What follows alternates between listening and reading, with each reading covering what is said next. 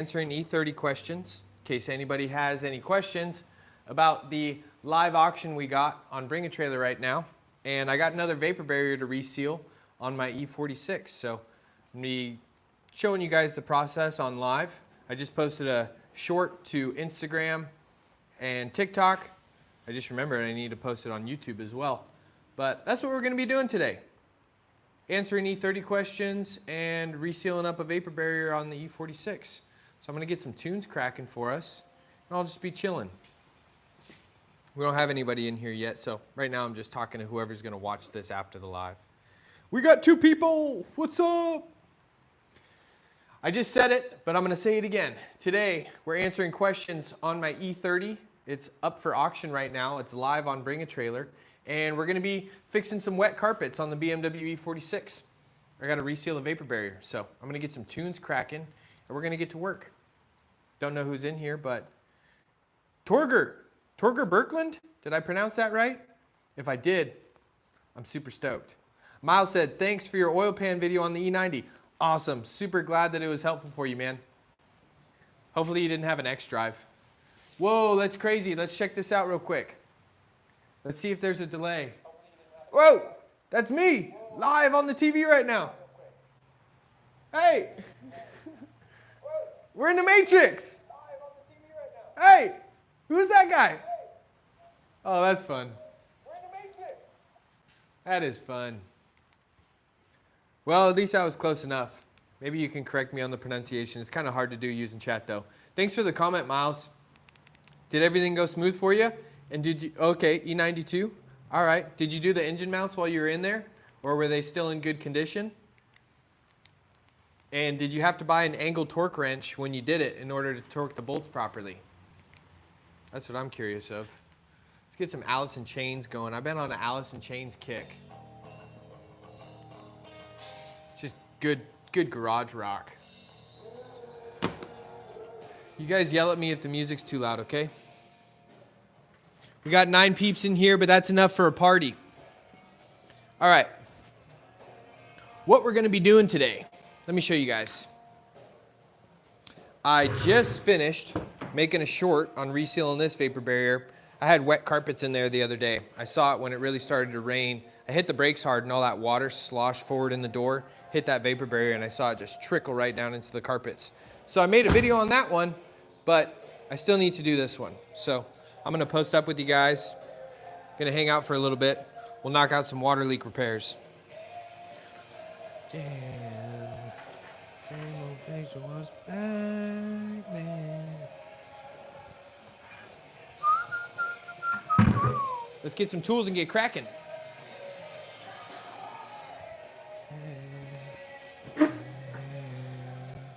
As always, first step, get this trim removed on the door. Need to get access to our hardware. Looks like we had some clips come out with the trim. Happy Friday, y'all, by the way. Friday's a good day. I forget if this one has to come out. I think it does. Or else they wouldn't have it there, would they? Pocket screwdriver. Marcus, what's up, dude? You want a crusty, dusty E46 Topaz Blue Metallic E46 320D from Europe? I would. But I can't even imagine the logistical challenges of getting a European car over here, getting it through customs and getting it registered. I'm not familiar with any like import processes, but if you're a millionaire and willing to cover the cost, I would absolutely love it.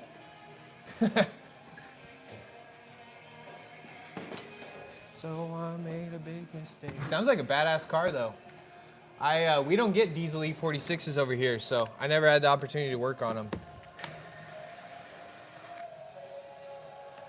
Same old back then. All right, pull out our screws for the door. These ones are pretty easy. It's only 3 screws. 1, 2, 3. Panel popper into the door. Start popping these clips loose. It's been such a wet winter here. in the Pacific Northwest. I've had to do vapor barriers on like every single car that I own. Jason, come for the E46, stay for the Allison chains. Hell yeah, dude. Such good garage music. I forgot 2 screws.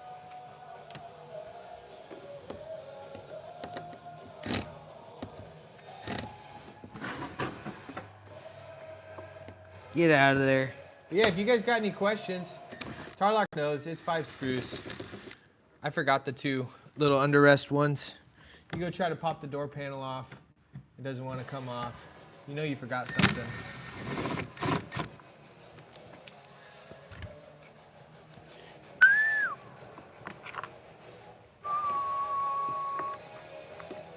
Get out of there.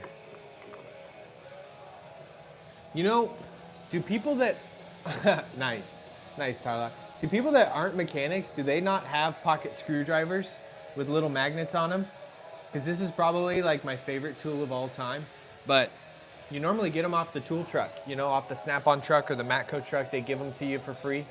I would always go in there and just go browsing and always steal a pocket screwdriver because they're so valuable. It's a pain in the ass. Spent 1.7K euros on the car, welded the whole car, but the M47's giving me challenges. The turbo just died. Dang, that sucks, man. I don't have any experience on the M47 either. I think I got experience on the M57. They started implementing that diesel engine here in the States. And I've done a little bit of work on it. Glow plug modules, oil filter housings, stuff like that.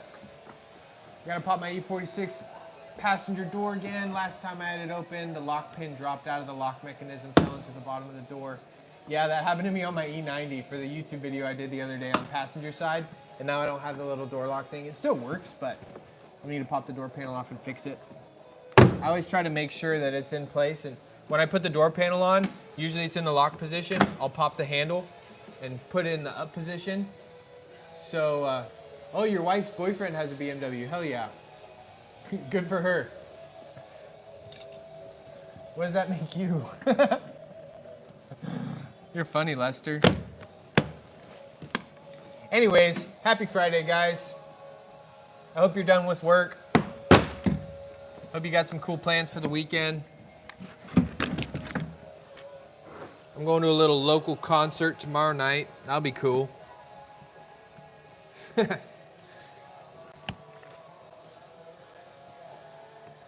Yep, same story on this one. I don't even know if I have enough butyl tape. I might have used too much of my butyl tape earlier today. We'll find out. Dang, I just realized that. Right here. Ooh, it's torn up here too. Water's not gonna get in there though. Let me give you guys an overall inspection on this thing. The M57 is a legend. Europe lives on it. M47 is for the poor. I bought it because I don't overcompensate. M47s are for the poors, huh? I'm thinking about just resealing. Whoops. Thinking about just resealing this with a bead just down here at the bottom. Honestly, this car could use just a new vapor barrier in general because up here it's ripped, corners missing, but this wouldn't cause water intrusion because we just got to factor in gravity, right? Everything's going to want to run down. I doubt it's going to come here and get sideways. That almost looks like it's cracked. No, that's just the top cover. Oh, what do we do? I don't know. You ever work on Mercedes? No, never really worked on Mercedes. Might have like done an oil service on one of them at the old shop I worked at, but we specialized in BMW and Mini Cooper, so that's pretty much all my experience. Okay, over here to my spare parts drawer. Got all kinds of stuff in here. Center support bearings, door seals, automatic trans coolers for N54s, old mass airflow sensors, 2-lean, old CCV pipes, DISA valves, seat controllers. Echo J, I am back. What's the update on the E30, Tarlock says? Hey, I'm glad you made the stream too. Update on the E30, it's current bid $2,200, which isn't that much money. I bought it for 2,500, so I think we can break it. I think everybody's like slow rolling it, and they're gonna put the bids in on the last day. I think if honestly I got 4 grand for it, I'd be happy, but we'll see. Comments have been good. There's lots of watchers, a lot of people watching the auction, so we'll see. But honestly, if I get like 3,500, I'd be stoked and make back a little bit of money. I just found out today I owe the IRS $9,000 for my tax year 2024, which is an absolute crock of shit. I hate taxes, but what can you do? It's crazy. I owe $9,000 being self-employed off of $45,000 net income, net self-employment income. Crazy that I owe $10,000 on 40 grand, 45 grand. Pretty crazy, but I gotta work harder. Gotta work harder and make some more money. Echo, thanks, dude.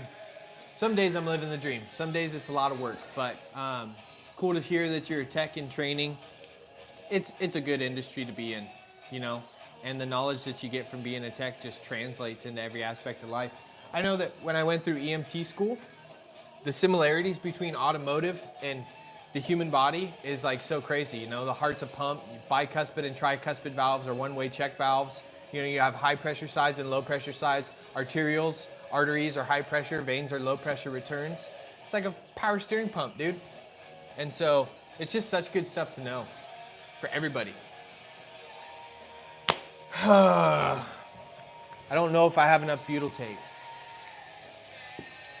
What's the best / bad part from Euro and US E46? The only thing I know. Honestly, like any E46 I've seen, no rust. But I also have lived in California my whole life, so we don't have that many rusty cars. The best / bad part from Euro and US E46. Cooling system, expansion tanks, radiators, upper radiator hoses, lower radiator hoses, plastic thermostat housings.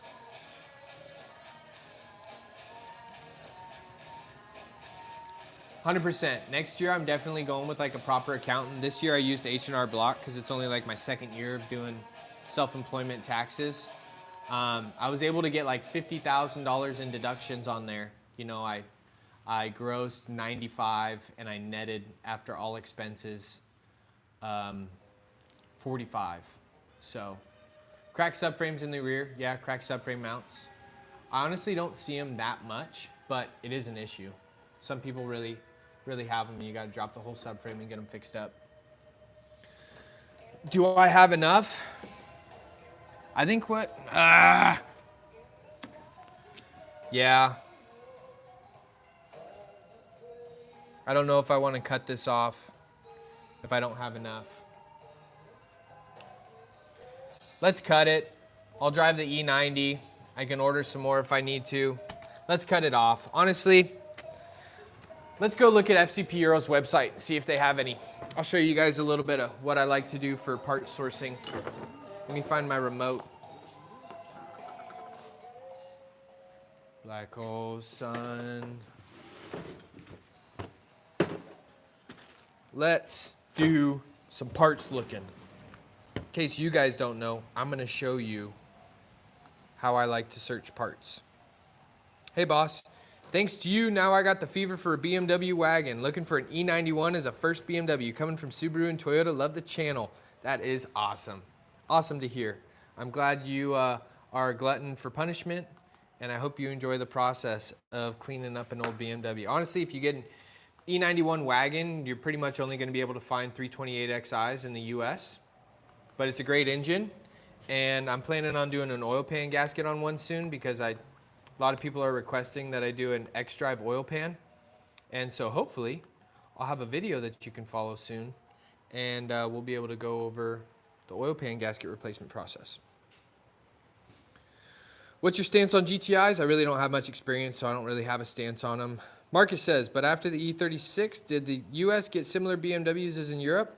I'm not sure. I'm not too familiar with the European market. I only really kind of know US stuff because I pretty much learned everything that I know just from working at the shop and doing general repairs and maintenance. so I don't really know the big differences between US and European markets.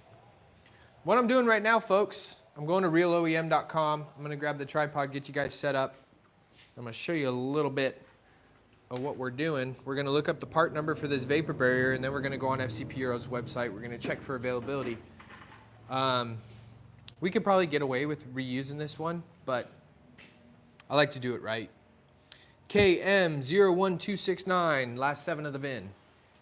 KM01269, KM01269.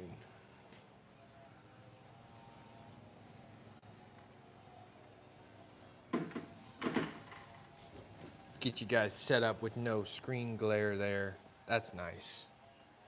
Get you centered up and catch up on comments. Geyser says, had my E46 ZF5 HP19 rebuilt due to no reverse, replaced drum. Old drum wasn't bad, cracked. Upgraded the pressure regulator, still no reverse. Valve body thoughts? You know what? I would try to give you insight, but I am not a transmission guy. I've only done replacements of remanufactured transmissions. I have pulled the valve body down before, and I replaced all those solenoids for the shifting to deal with a rough shifting issue on an E60 that I used to own, but I am not the trans expert, I'll tell you that. Yeah, rear wheel drives are rare as hen's teeth, 100%. E91 rear wheel drive are very rare. E46 Touring all the way. They are badass cars. I love the E46 Touring. Echo says, I think my next project would be 325 XI wagon, a little rust, but I don't mind. Dude, the wagons are awesome. I love wagons. Hopefully the auction goes well and you can make more videos. Thanks, Frankie. I'm stoked. You know, the nice part about it is someone's going to buy it and they're going to come pick it up, or they're going to arrange for a car hauler. And that's just going to take so much work off my plate. You know, I normally try not to talk too much about where I live because I don't want any crazies trying to come to my house and do anything stupid. But I am in Humboldt County, which is the north of California, man. Like, there is nobody around here. Like, my county has less than 2,000 or less than 100,000 people in it. So, like, the car market here, it's really difficult to sell vehicles. So, online is the best. All right, guys. So, I'm going to show you here real quick. On the Real OEM website, you can see here that we have all these different categories: engine, electrical, fuel system preparation, fuel supply, radiator, all this stuff. When I'm looking for little trim pieces, seals, all that stuff, I go here, vehicle trim, and then we're gonna work our way down, and I already found it. You got to spend some time digging around and familiarizing yourself with this website sometimes. Like here, we can see the door panels, the wood trim. Here's an expanded view of the door panel, rear, front. And then I synced it right, where'd it go? Sound insulation, where'd you go? Right here, sound insulating front. I'm gonna click on this little guy right here, number 12. That is our vapor barrier. Then we can scroll down, number 12, front left, front right. We want front right. Click on that little part number. Any hints on the next project idea? Honestly, I'd love to do an E39. I think it would be really cool to do a 540i, E39 540i. I'd also be down for an E60 and E90. I want to stick with E-chassis. E36 is another good option. But I want to stick with E-chassis. I know a lot of you guys like F-body content and G-body content, but I learned how to wrench on E-chassis, and they're kind of my favorite. And I'm not the biggest fan of F-chassis cars and G-chassis cars from what I've seen so far. So now we're going over to FCP Euro's website. I'm just going to throw that part number in here for the search. And then boom, right there, genuine front. So 47 bucks is honestly a really good deal for a vapor barrier. What do you guys think? Think we should buy a new vapor barrier? The only reason why I would is because of this tear here, and just because it's kind of ugly, you know? It's all torn up here, little tear down here. I could get away with just butyl tape and try to reseal it, but I don't know. I don't even know if I have enough butyl tape to do the entire job. CD's got a good question. Why do you think E chassis are superior to F and G chassis? So when F chassis cars started coming into the shop, let's just say like, I don't know, whatever. I started seeing F10s a lot, right? Differential bushings on the F10s were going out as fast as 50K. The start-stop feature was causing the engine mounts to fail within 50K. Oil pans started to become plastic on the N20s with plastic drain plugs. What else? I think it was like the N63, the upper oil pans start to leak, and you have to drop the subframe, drop the lower oil pan, and pretty much like split the bottom half of the block apart to install new gaskets. And I was just seeing so many more failures coming up. The N20 rod bearings and timing chains would start to go slack, and the turbos would fail. And then I started seeing rod bearing issues on the N55s, and I was like, man, like these cars are starting to look a lot more cheap to me. I would work on M54s and it's like, oh, water pipes, water pump, thermostat, radiators, and they're bulletproof. Like the rotating assembly in these E46s and M54s are super solid. And I just started to see a lot of, you know, recurring issues with a lot of the F chassis that I was starting to see. And honestly, like it all comes down to my budget too. I have to personally buy these cars, even though I'm making content. Like YouTube doesn't pay me that much money. You know, I maybe make like $1,000 off of my YouTube channel each month. And so I can't exactly like go out and buy a brand new F chassis 335i or something, you know what I mean? So as far as just like reliability, performance, and cost, I just think E chassis are goated. And like the E46 chassis, the E90 chassis, they're beautiful. And they last a really long time. The N52s can easily go 300,000 miles, but like an N63, I don't want to work on N63s. They're just super junky in my opinion. The turbo lines, they're plastic. They just get heat soaked in the valley of that V8. The injectors are problematic. The turbos are problematic. They just hemorrhage oil everywhere, and they're super labor intensive to repair. And so I just prefer E chassis. And honestly, if you guys are DIYing, E chassis are the best ones to DIY. Jamie's got a question. 2004 BMW 330i, you have it, that I have sitting idle because one day it overheated. They told me it was the radiator fan. However, when I bought one, it didn't work and overheated again. So I ordered the radiator fan module. If that doesn't work, what else could it be? I wouldn't be, honestly, like your vehicle shouldn't even overheat, even if like the fan isn't working properly. Sounds like it's a potential stuck thermostat issue. I would check measurements on temperatures at the upper and lower radiator hose, pull faults to see if you have anything for the thermostat. I would pressure test the cooling system to see if you have any leaks, because even if you have a leak and it's small, the cooling system loses its ability to hold pressure. And a cooling system that is under pressure increases the boiling point from atmospheric temperature at 212 to 230, 235. And so if that system is open at any point, your cooling system has a potential of boiling over, which is going to cause consistent overheating issues. So I would start at the basics, pressure test the cooling system, make sure it's properly bled, and then go from there. Jason says, the generation of car that included E39, E46 was BMW's golden age in my opinion. I absolutely agree. I think the E46 and the E90 were the last great 3 Series made. And to be honest, I would buy an E90 over an F chassis all day long. Plus it's user friendly, you know, and it's still relatively mechanical. I don't need 9 seat motors in my car. I need 2, you know. CD says, my 09 E90 328i, 144K. Last year the AC wasn't working and the die showed it was the AC line was leaking. I replaced it and fixed the issue, but now a year later the AC isn't working. System's been evacuated, vacuumed, and recharged, you know, at a shop using a good AC equipment. That's where I'd start. Dream car for me. Frankie had an E60. Currently, I have an E90, which I learned to wrench on them too. They are dope chassis, and the N52. Dude, the N52 is goated. It's one of my favorite engines. N52, M54, my favorites. N54 is bulletproof unless the serpentine belt gets sucked into the engine behind the crank pulley.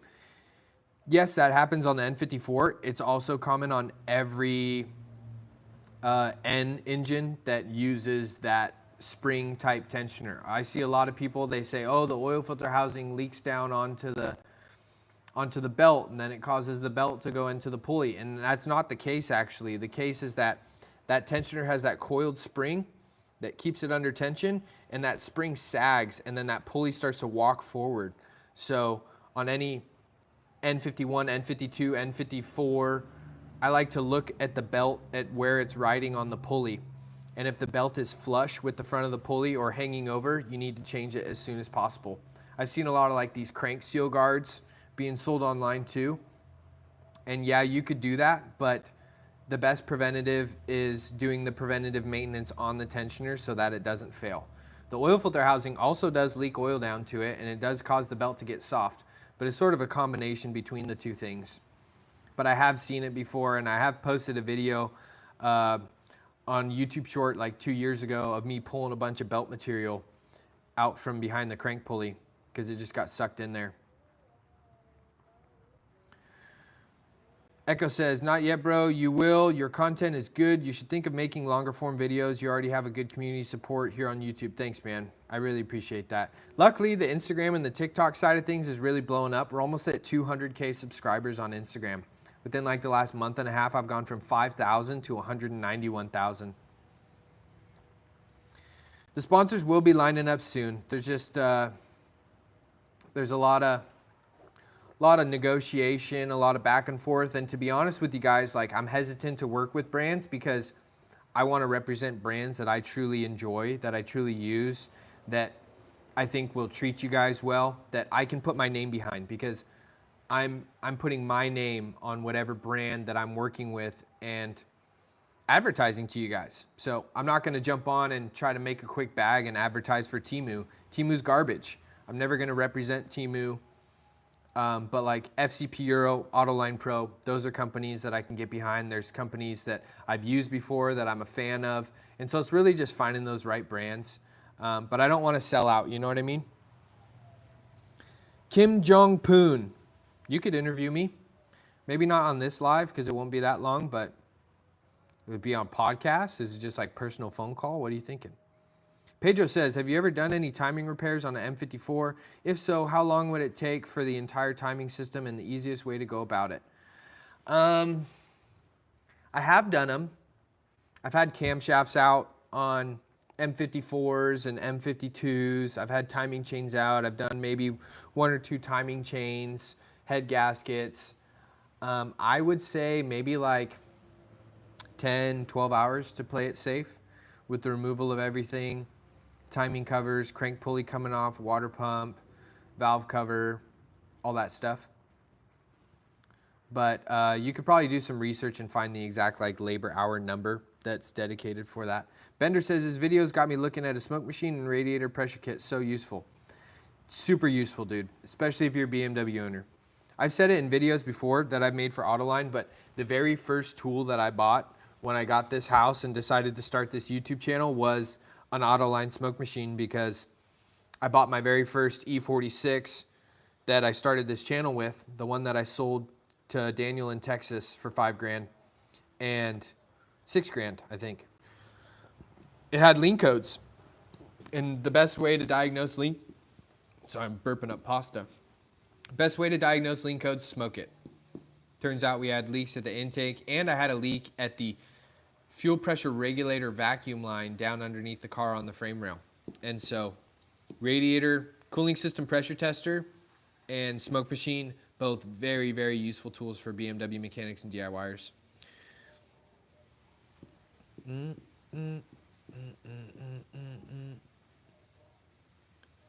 How do I make a Sigma face? Is that like, is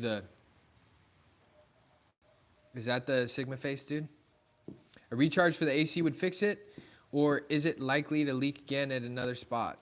Hold on, let me catch up real quick. I got Jamie's question. Looking for an E90 because of you. Hell yeah.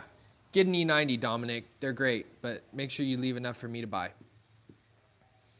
Sahil, what's up, brother? I got to get back to you on WhatsApp on those shorts you crafted up, but I got it on my notepad, and I'm going to get a reply to you this evening. The first one was great, the unboxing one. I got some other ideas I want to throw past you, too. CD says, a recharge for the AC would fix it, or is it likely leaking again in another spot? Do you think long-term wise the better buy would be N52 or N54? Let me get your first question first. So AC recharge is not as simple as just a recharge. Sealed system, tap into the high side and the low side on the AC system. First thing you do is you evacuate it. You're able to measure using the electronic display on the machine exactly how much Freon came out. Then you can look at the sticker in the engine bay and you can see what the exact capacity requirement is for R134 in that car. Those two numbers give you a good indication whether the car's been leaking or whether there's another issue. If the system is completely full of Freon and it's not blowing cold, then you know you have an issue somewhere else. Next step in the recharge process is you vacuum it. You put a 10-minute vacuum, and what it does is it draws a vacuum on the entire AC system, and if that vacuum drops and releases, then you know that there's a leak in the system somewhere. You can see this sticker right here. 1.63 pounds plus or minus 0.05 pounds, R134 Freon. So, first initially you have your system evacuated. Then you do a 10-minute vacuum test, and then it is recharged using the machine. Another good thing that you can do while you're doing it with the machine, you're not going to have one. You're going to have to go to a shop for this because the machines are thousands of dollars. But you can also look using the gauges on the machine, see what the high pressure side and the low pressure side is doing. The most important part is the vacuum, because if that vacuum drops, then you know you have another leak in the system. So ideally, when you're doing AC repairs, you go to a shop, you have the system evacuated, you make your repair, then you go back to the shop, they evacuate it again, make sure there's nothing in the system, pull a vacuum on it, and then recharge it. Do you think long-term wise the better buy would be an N52 or N54? N52 all day long. If you're talking a better buy, if you're talking trying to reduce money on repairs and a good engine that's going to last you 300,000 miles, the N52 is the best, longest lasting BMW engine that they've made, in my opinion. Percatech, I don't know if I made a Sigma face correctly. You can tell me if I did. Mehmet, FAA, had the chance to code and drive an S63 swapped E31 8 Series in Cyprus this past week. People who worked on the swap said the S63 was definitely a pain in the ass. It is. It's built on the N63 platform. N62 is not that bad. It's actually a pretty decent engine as long as the valve guide seals are in good shape. N63, you guys can flame me if you want, hot garbage. I would never buy an N63. I don't even want to work on them. I don't even want to touch them. They're junk in my opinion. Sorry to anybody that has an N63. That's my personal opinion. Hopefully that helped on the AC side of things, CD. N54 is a no-go. The NA-i6 is what BMW is famous for. Right there. M54, N51, M52, naturally aspirated 6-cylinder. That's what BMW does best. That's why the naturally aspirated ones run for so long. You know? CD says, you're right about the E90s being God tier. My N52 328, I did a muffler, secondary cat delete, lowering springs, engine completely stock. They're solid. They'll run forever. You just maintain them. Yeah, Eddie, it's crazy. 190K. I'm super stoked. We just had a bunch of videos pop off. I had a video do like over 5 mil and a couple million bangers, and really starting to get some traffic over there. So I hope that'll help with the business and we can start to do some more short form content because, you know, before YouTube was my biggest platform. TikTok didn't have that much. Instagram didn't have that much. And now my Instagram following is just dwarfed TikTok or YouTube. But the reason why I go on YouTube Live instead of Instagram Live is because you guys are the real homies and you've been watching for a long time, the last year, sometimes even longer. And everybody on Instagram's new. So if I do want to hang out with you guys, chop it up, I'm always going to be loyal to the YouTube audience because you guys have been there since the beginning and have just been super supportive. I don't even know if we're going to fix this vapor barrier today. We got questions to get to. A says E46 or E90, both. They both have their places. Terrible Coda, not gonna lie, your videos have helped me a ton with my own BMW. Thanks, man. Really appreciate the feedback. That's all I try to do. I just want to try to help you guys out and pass off some knowledge and share the things that I've learned over the 10 years that I've been working on BMWs now. Piggyback flip, looking to get my first BMW, totally enjoying watching your vids, makes me feel a lot more comfortable with maintenance and repairs. Keep up the fun and informative content. Thanks, dude, really appreciate it. Bender, my 02 WRX has more vacuum lines than I can understand. Smoke machine would be helpful in finding all the leaks. 100%. I smoked my buddy's Subaru a couple months ago and did a video on Autoline Pro's Instagram channel for him.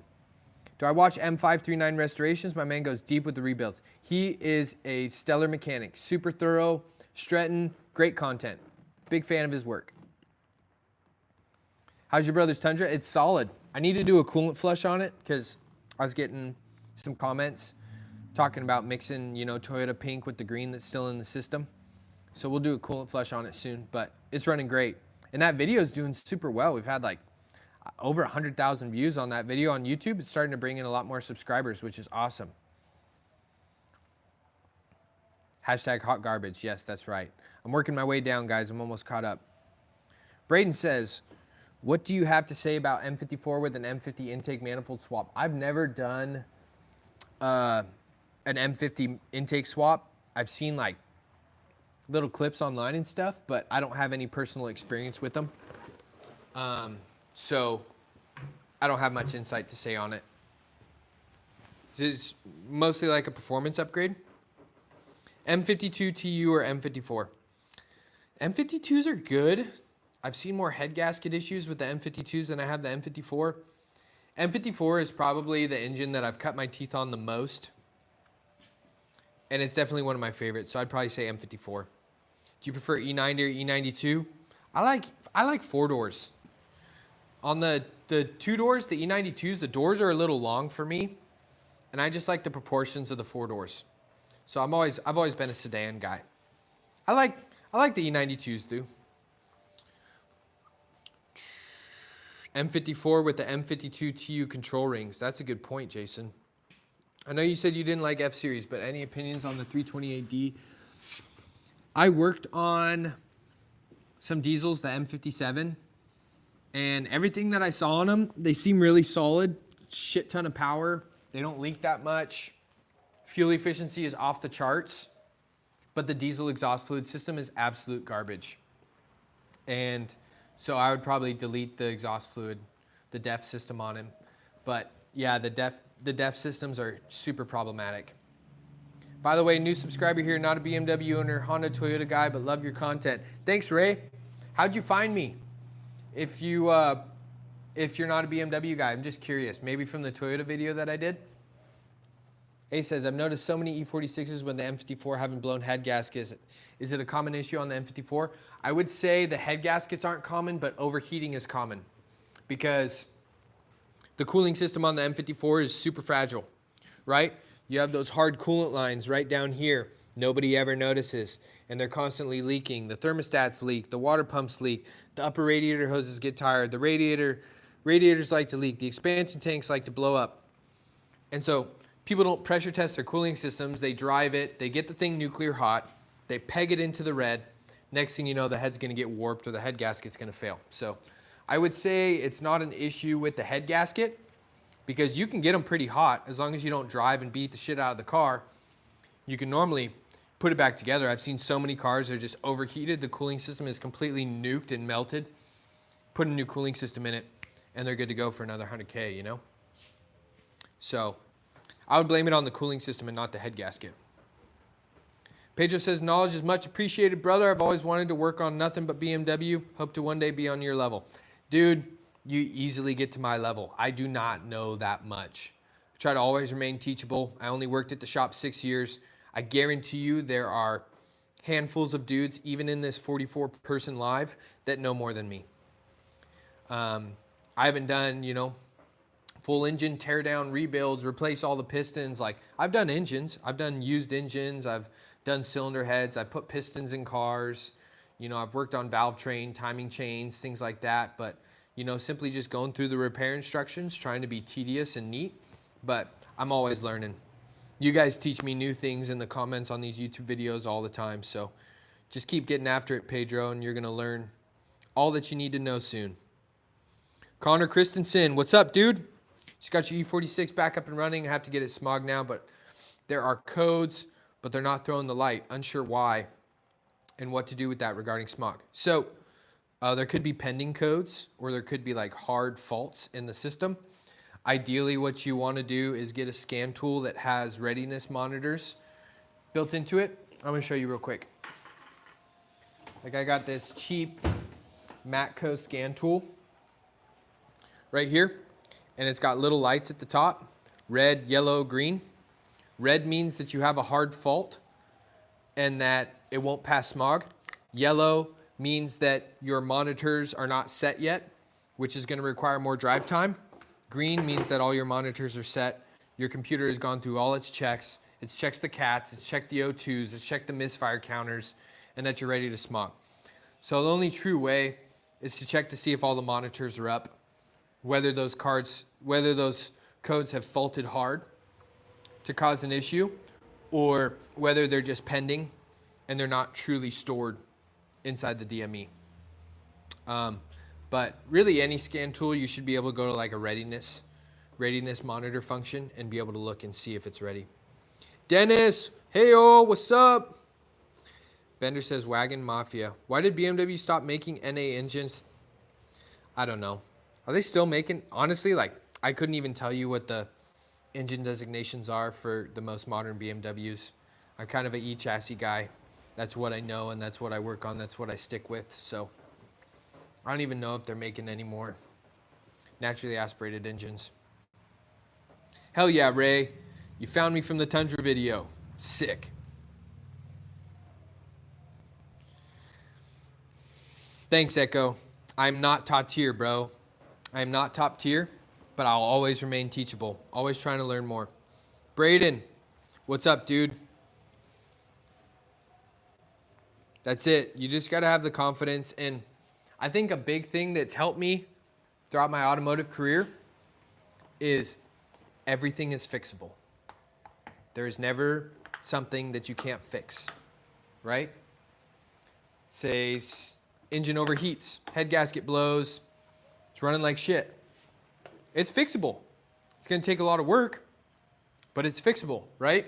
You snap a bolt off in the block, snap a bolt off in the cylinder head doing a valve cover gasket. It's going to suck, but it's fixable. You can drill it out. You can tap it. You can drop in an extractor. If that doesn't work, you can weld a nut to it. You got to find a buddy with a welder. You know, if that doesn't work, you pull the cylinder head, bring it to a machine shop. Everything is fixable though. And so as long as you just remind yourself of that, like, you can get yourself in some shit. I've gotten myself in some shit, but everything's fixable. And so it's not the end of the world. You know what I mean? My M54 was unique. I never had a coolant and oil leak, but I did have a blown head gasket, but no smoke or overheating. Dang, just a head gasket failure. Now, not to say that like M54s never have head gasket issues. Like they do sometimes. I've never seen head gasket problems on N52s, I can tell you that. But all in all, like a good entry-level beginner BMW, M52, M54, N52, all great options. Anything naturally aspirated. N54 is a handful. It's even a handful for me. That turbo replacement job was 16 hours book time, which is ludicrous. You know, dropping the subframe, doing all those turbos, all the lines. Logical Nonsense, what up, dude? Just the live was happening, wanted to stop in, see how everything was going. It's going good. Bidding on the E30 is currently at $2,200. We got 3 more days, I think, of auction, so I'm hoping bids will go up. I just shot a video on a water leak issue on the carpets on my E46, and I was going to do the fronts, but then I realized I didn't have enough butyl tape, and I wanted to just chill with you guys and answer questions, and I might order a new vapor barrier too, so I think that's going to put it on pause. I'm going to head in like 10 minutes, so I'm going to start getting dinner cracking for me and my girlfriend. Gonna grill a ribeye tonight. Found out it was the head gasket by pressure coming from the coolant reservoir, and what gave it away clearly was water in one of the cylinders. Oh, dang. So it's just an internal leak between the water jacket and the cylinder. All original parts too. Dang, that's crazy. Alec the man, what's up, bud? What's happening, Strict? We're just chilling. Wanted to answer E30 questions and just kick it with you guys. I haven't done a live in like a week or two, so it's always fun. Every time I do a live, I'm like, man, this is nice. I need to do more lives. Have you ever tried putting together a Toyin engine, basically a mini V8? No, never have. Toyin, you mean like Toyota? It's like Toyin, a different brand. On the S85s, is it true if I use 550 oil compared to the factory spec 1060 helps reduce rod bearing wear? We used to run a thinner oil. What did we use? We had the factory, like, what is it, the Castrol, the BMW oil, the 1060. And we would use that a lot. It's been so long. I've been out of that S65, S85 space for so long. Maybe it would help. Honestly, the best thing that you could do is cut the oil filters open every single time you do an oil service and just monitor for rod bearing material. When you start to see something, you need to go in and do them.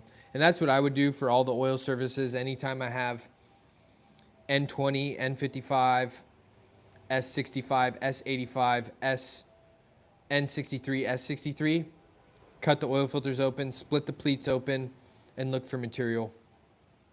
That would be the biggest thing. And then you can take an oil sample, send it out to Blackstone, do an oil analysis, but you're able to catch that rod bearing material in there pretty fast. Ribeye, spill the tea. What are the, dude, I don't even, my girlfriend bought groceries today on her way over to the house. All I know is we got a ribeye so far. I think I saw a cucumber in there, maybe a little salad. I got some leftover pesto pasta with some spicy Italian sausage I made yesterday. So maybe that for a side. Just a little throwdown. I love ribeyes. Do you do any gaming? You should hop, dude, I had this thought. You think we should start a Twitch? You think I should Twitch stream in my free time? I love gaming. Recently, I've been playing Rust. I've been playing PvE servers because I'm not like a super sweaty gamer and I don't really know how to like build very well, but I love watching Rust content. And so I've recently been doing a PvE server where me and my brother are just vibing out, killing NPCs. I used to play World of Warcraft. I used to play Overwatch 2. I've been playing a lot of PGA, the EA Sports PGA version. But really, it's just a good time for me to jump on Discord with my brothers and we chop it up and catch up for a little while and just like chill out. I used to play like, you know, shooters and Battlefield and Overwatch 2, but it was just so sweaty and I wasn't able to like chill out and wind down during nighttime, you know. So I like to play a little bit more slower paced games. Logical says, damn, that's what's up, bro. I see you got everything moving right along. I was starting to worry. I hadn't seen as many videos posted on the channel. Yeah, I think I've gotten into a little bit more of a steady pace. I think we're getting a video out like every week and a half. I got a new upload coming tomorrow. That's going to be the N54 valve cover. Took off the old metal valve cover, put on an OE one, went through all the steps, step-by-step guide, so you guys can see how to do it too. Posted a new short today. Another short going out tomorrow in collaboration with FCP Euro. And then next, I think I might do a suspension overhaul on the E46, put some Bilstein B6s in there, and then maybe an X-Drive oil pan gasket collaboration video with FCP Euro. Still waiting on the details though. They need to get back to me on the email. Is 540 better than 530 for N52? Honestly, I'd stick with 530. No, Toyin is Japanese based for RC cars. Really? No experience with them. Oh, like little mini V8s. That would be sick. I've always wanted to put together like a tiny little engine. You know, I should probably look into that. W211s are deluxe. My buddy just got an E400 and it won't drive it. And I won't drive it as I don't want to ruin me on all other cars. That's funny. Someone corrected me in the comments the other day and said Long Life 01 is for diesel and Long Life 04 is for N52. Honestly, any 530 oil. You don't need to worry about it too much. I've ran Castrol, I've ran O'Reilly, I've ran Fuchs, I've ran, you know, all kinds of different stuff. As long as it's a decent brand, European spec, you're going to be just fine. I really like FCP Euro's catalog on oil service kits because they got Liquid Moly and Fuchs and a bunch of really good OE brands. And so I would just stick with that. Hell yeah, ribeyes, let's go. If you do game, you have to play Ghosts of Tsushima. I think I might have heard of it. I'll have to check it out. Yeah, hop over on the Instagram. Check out the content. I've been putting a bunch of stuff on there that's completely different than my YouTube because I don't want to just copy and paste long forms over to Instagram. I like to try to keep it fresh. So if you guys watch the YouTube channel, you get fresh content over there too. But check it out. I've been trying to put a bunch of useful stuff. Tarkov for the win. I haven't played Tarkov either, but I've heard good things. Can't get any powerful cars in the UK now with ridiculous road tax and annual charges. That's tough. I have a buddy that lives in the UK, and yeah, he's always saying that the vehicle market's a little different over there. E46 content coming soon for sure. Suspension overhaul on this thing. Better to use aftermarket metal valve cover or plastic valve cover N52. Plastic. Plastic all the way. The breather assemblies are better. They sit better. They have, I think they just do better overall with heat cycles. I always just see leaking gaskets on metal. And a lot of the times they have like a cheap metal material, like a coating on the inside, and I've seen a lot of it flake off. And so I prefer OE. I'm a bit of an OE purist. I'm sure you guys might have picked up on that through all the repairs, but I don't think I've ever installed aftermarket parts in my videos. Like maybe like aftermarket replacement, like thermostat or something, but never like true aftermarket kits. Because unless it's for a performance upgrade, I like to stick with OEM. OEM's usually best. How many BMWs is enough BMWs? Honestly, like, dude, I got 3 right now, and 3 is plenty. It's a lot of work to keep up on all 3 of them, you know? But then again, like, all 3 of my cars are shit boxes, so they need a lot of work. You know what I mean? If you don't run the long life, just chance it every 5,000 miles. Honestly, 5,000 miles is a stellar oil service interval. Try to shoot for every 5 to 7, using full synthetic. LCI, pre-LCI, or LCI E90. Honestly, I like them both. I like the pre-facelift and post-facelift E46s too. Sakadabu. What up, dude? That's a bet, dog. I got to get back to work. I got to get back to work too. I got to go get some ribeyes grilled up in the rain. Is losing reverse in the E46 Common on an automatic trans? I've never ran into it without reverse, but to be honest, I don't know that much about transmissions. When we would have transmission issues, we had a local shop in SoCal that, man, what was their name? Something German. Anyways, they rebuilt a bunch of trans, so we would just buy a reman trans, drop it. They'd come drop the new trans off. They'd hook up this mobile trans fluid flush machine to the lines, flush out the cooler in the entire system, slap the new trans in. It's got the warranty, ready to rip. What's the key to not aging and living forever? I don't know. You tell me. We're aging quick, dude. The hair's getting thin. We're starting to get some grays. I'm down with the grays, though. I'm okay with being salt and pepper. Honestly, like, being active, I would say getting to the gym, lifting weights, hitting the sauna, getting some cardio in every now and then, hitting the stair climber. It's always good to get the heart rate up. Use it or lose it, right? Hey, I like my 2008 335i N54. The exact same one as the free one you got. Keeps stalling on me when I put it in drive or reverse. Has a terrible idle on cold start. Is your engine gone? No, it honestly sounds like you might have a high pressure fuel pump failure. Sounds pretty close to high pressure fuel pump symptoms. I would pull codes, see if you have anything related to the fuel system. It's a super common problem. I actually just posted a 5-minute short yesterday on Instagram and TikTok where I resealed the fuel pressure control valve on the N54 high pressure fuel pump, and I show a bit of the process as to getting access down under the intake manifold so you can pull it and remove it and replace it. I heard the reverse on the ZF Auto is dodgy. The French GM Trans is fine. I like the GM Transes. Is 25 BMWs too much? As long as you can afford them and you can drive them and you can enjoy them. But honestly, like, if cars aren't getting driven, they need to be driven. And so, would you even be able to truly drive 25 BMWs? Which fluids should be changed? Bender said it right. All fluids. Differential, 7,500K. Transmission, every 75K. Brake fluid, I like to test it with my moisture tester. I just posted a Instagram video on that. It's also on YouTube and TikTok. I showed the testing procedure, talked about the pen. I also have a video on the brake fluid flush that might be helpful to you guys. Power steering, I flush it when it's milky or when it's dark. I also replace the reservoir. Coolant, BMWs have so many coolant leaks. You don't have to flush them because you're doing repairs before it's even due for a flush. What else are we missing? Brake fluid, power steering, engine, trans, diff. Yeah, 75K is a great interval for any fluid. About to replace the valve cover and get new fuel injectors since I feel that's the issue. Let's see, I missed your comment above that. Let's catch that, and then I'm going to dip out soon, guys. Yeah, like, quick question. Bought a 2011 328xi, having a rough idle at cold start, sometimes white smoke coming out of the tailpipe with a light strong gas smell. Big question. If it's a cold start, if it's a cold morning, it's probably condensation. It's probably not smoke.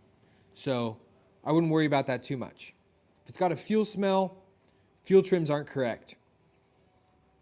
328xi, so it's got like the N51, N52. Run the car at idle when it's acting up. Pull the oil cap off. There's a video on my Instagram of me testing a valve cover with a manometer. I also cover it in the video that I did with Ed on his 328xi.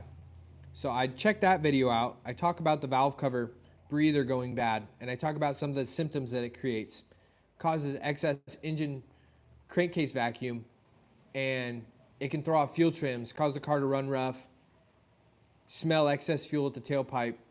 Could be a possible bad valve cover. So watch that video, run the car, lift the oil cap off, see if it feels like there's any excess vacuum. Like, it should be like really hard. It's going to have a little bit of vacuum, but if it's got a lot of vacuum, possible issue. Also, I think there may be recalls out for it. Make sure to check online, Google like BMW reimbursement program, recalls, throw your VIN in there, see if you have any open recalls for it too. But you said it in your second comment, you're about to do the valve cover, so it sounds like that very well could be the issue.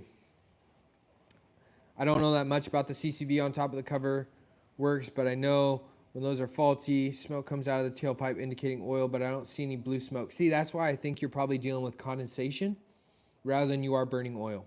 Because if it's burning oil, you're going to see a blue tint to it. You know what I mean? Every tech knows preventative maintenance is key. Speaking of fluids, do you have more than one extractor? Do you have to clean it out for different fluids? Engine oil, brake fluid. I have a brake fluid bleeder. This guy up here. And it flows into this bottle. So that bottle's brake fluid.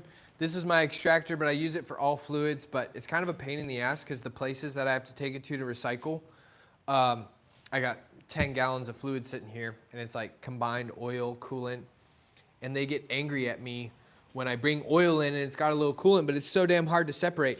So honestly, I'm thinking about like investing in a separator because I have like freaking 25 gallons of oil, used oil that I need to get rid of, or just buy like an oil burning furnace, turn it into a garage heater.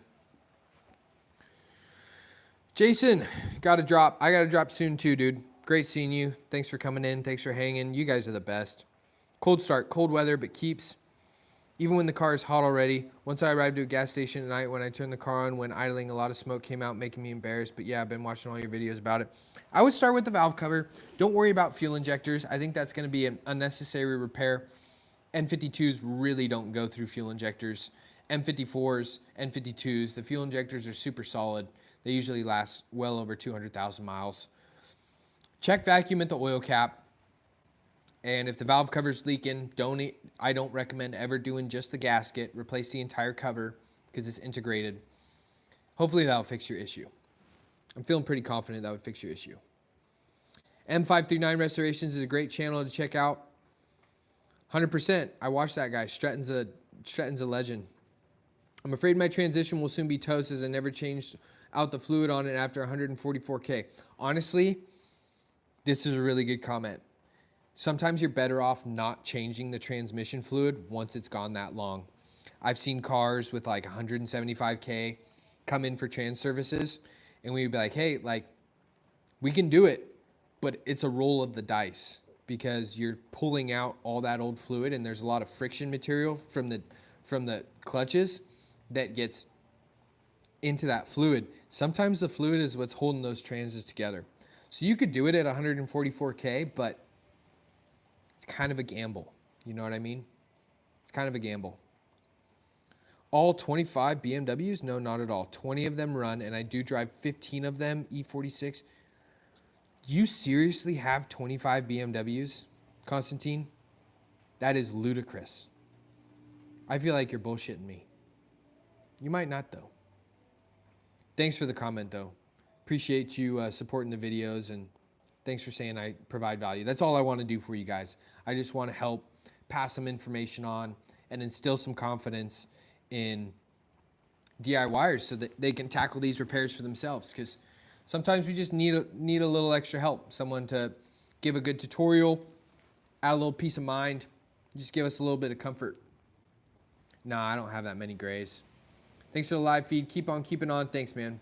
BMW man, may I say, you're really dedicated. Great work. Thank you so much.